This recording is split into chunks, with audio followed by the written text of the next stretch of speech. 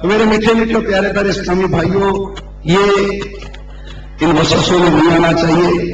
کہ یہ لے سکتے ہیں، یہ نہیں لے سکتے، یہ ملے گا یہ نہیں ملے گا۔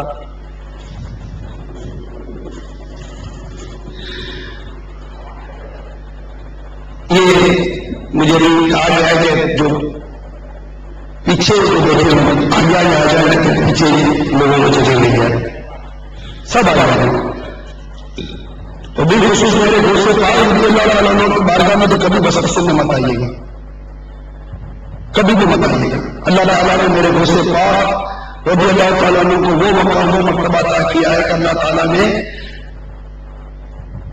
مخلوق کے قلب میرے دوست پاک کے دست قدرت میرے دوست پاک کے دست مبارک میں دیے کہ اللہ تعالیٰ کا دوست پاک کا کرم ہے۔ مشہور ہوتا ہے، اس کا خلاصہ ہے کہ ایک شخص دوست پاک رضی اللہ تعالیٰ عنہ کے ساتھ کہیں جا رہے تھے، دیکھا تو کوئی قریب ہی نہیں آ رہا تھا، نہ سلام پیام کچھ بھی نہیں ہو رہا تھا۔ اس شخص کے دل میں خیال آیا کہ آج دوست پاک کے قریب کوئی بھی نہیں آ رہا، نہ سلام نہ پیام۔ دوست پاک رضی اللہ عنہ نے اس کی طرف دیکھا، کچھ دیر کے بعد لوگوں کا جمنے کا پھر دوست پاک رضی اللہ عنہ کے جمع ہو گیا۔ اب وہ جس کے دل میں خیال آیا تھا وہ دوست پاک سے دور ہونا شروع ہو گیا۔ اب اس کو لگا کہ پہلے کی حالت دیکھا کری جب میں جو دوست پاک کا تو حاصل تھا، پھر اس کے دل میں یہ خیال آیا کہ یہ پہلی حالت صحیح تھی۔ دوست پاک رضی اللہ عنہ پھر اس کے دل کی کیسے پہچان لی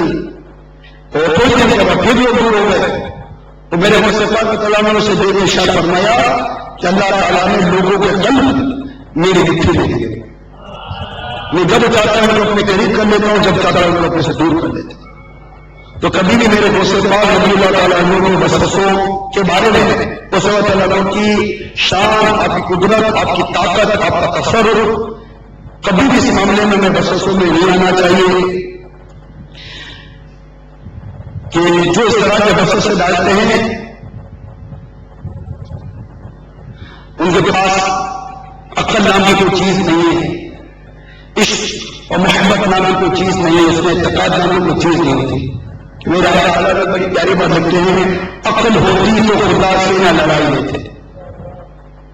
کہ جو اللہ علیہ ولی سے بغض رکھتا ہے اللہ تعالیٰ فرماتا ہے میں اسے اعلان جنگ کرتا ہوں۔ یہ اتنا بڑا گناہ ہے۔ دو گناہ ایسے جن کے بارے میں اللہ تعالیٰ نے بڑی وضاحت فرمائی کہ دو گناہ ایسے جن کے بارے میں اللہ نے فرمایا کہ جو یہ کرے گا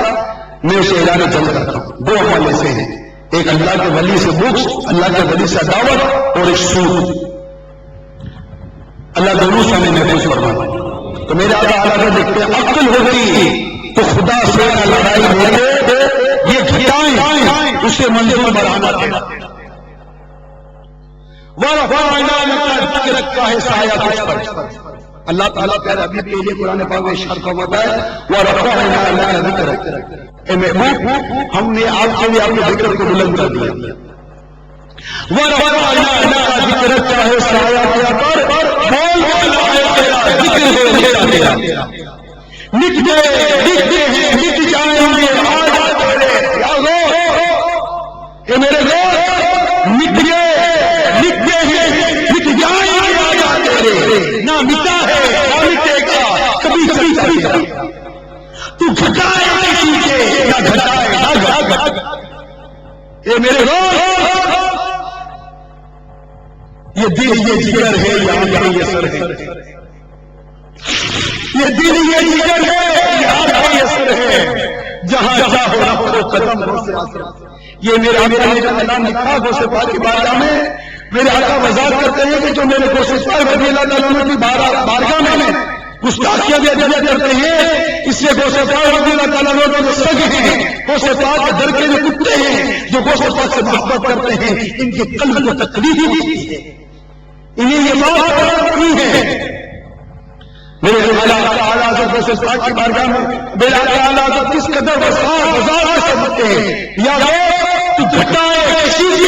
نہ گھٹائے نہ گھٹ، جب بڑا ہے اللہ تعالیٰ غرض کاشت کروں عرض کہ تیری ہے پناہ، بندہ مجبور ہے تیر پہ قبضہ تیرا، میں مجبور ہوں میرے غوث کہ میرے دل پر قبضہ، خود کنجیاں دل کی خدا جانے کے لیے سے کر کنجیاں دل کی چابی دل کا تالا کھولنا تو میرے کو سے کنجیاں دل کی خدا نے مجھے دی ایسی کر کہ یہ سینہ ہو محبت کا خزینہ تیرا نظامے گور نظام پہ سرے پہ کہیں نظام جب وقت نظا ہے روح قبض ہو رہی ہے گور میں یعنی قبر میں نظام جہاں مات ٹوٹ رہی ہو سرے پل جب پل سرا سے گزر رہے ہیں نظام میں گور میں نظام پہ سارے پل پہ کہیں نہ چھوٹے ہاتھ سے دامان معلّہ دھوپ محشر کی وہ جان سوچ یا مگر تیرے غوث پاک پر میرے آقا اعلیٰ حضرت تو اس نے تکا دیکھی دھوپ محشر کی وہ جان سوچ قیامت ہے مگر مطمئن ہوں کہ میرے سر پہ ہے پہلا وہاں قیامت جمائے دوست ہے بالا تیرا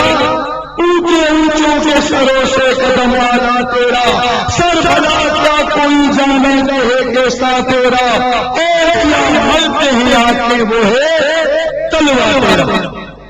تو میرے غوث پاک رضی اللہ تعالیٰ عنہ اس طرح قلبوں کو تاثر فرماتے ہیں میرا اعلیٰ کا نقل کرتے ہیں کہ جب میرے آقا حضور سیدی غوث پاک رضی اللہ تعالیٰ عنہ کی شہرت بڑھتی چلی گئی تو فقہائے بغداد کے بڑے بڑے فقیہ بڑے بڑے علماء تھے بڑے بڑے فقیہ اور ان میں جو 100 فقیہ ایسے تھے جو سب سے زیادہ فائق تھے بڑے ذہین تھے یہ 100 فقیہ اس بات پر متفق ہوئے کہ ہم غوث پاک کی بارگاہ میں چلتے ہیں اور ان سے مختلف قسم کے مسائل پوچھتے ہیں ہر فقیہ اپنا جدا مسئلہ پوچھے اور اس طرح مشورہ کریں کہ یہ جواب نہ دے سکے کیوں یہ مشورہ آپس میں انہوں نے کیا اور یہ 100 مسئلے الگ الگ چھانٹ کر بارگاہ دوست میں پہنچے جب میرے دوست پاک رضی اللہ عنہ کی پیاری پیاری مجلس میں یہ حاضر ہوئے تو میرے دوست پاک رضی اللہ عنہ نے اپنے سر مبارک کو جو جھکا کر رکھا تھا نیچے کیا ہوا تھا جب یہ میرے دوست پاک کی بارگاہ میں حاضر ہوئے تو میرے دوست پاک تعالیٰ نے اپنے سر مبارک کو جھکایا جب جھکایا تو میرے دوست پاک کے سینہ انور سے نور کی ایک بجلی چمکی تو کسی کو نظر نہ آئی مگر جسے اللہ نے دکھایا اس بجلی نے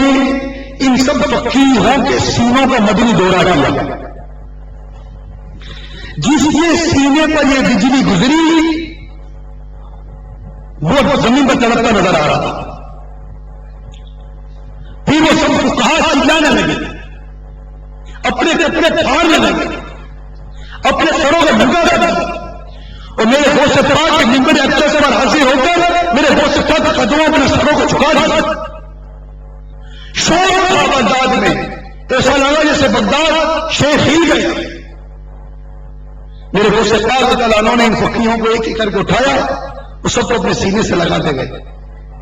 اور سینے سے لگا کر فرماتے تیرا سوال یہ تھا تیرا جواب یہ جب وہ اجتماع ختم ہوا